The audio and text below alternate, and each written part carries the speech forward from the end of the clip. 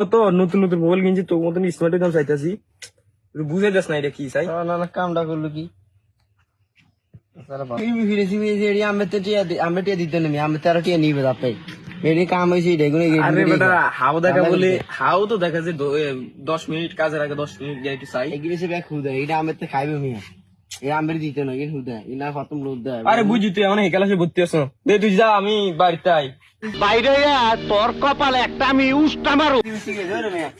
আরে বেটা তুই সিয়া তো সিরিয়াসলি করছিস তুই আমার হেকালাসে ভর্তি আছো ভিডিও কল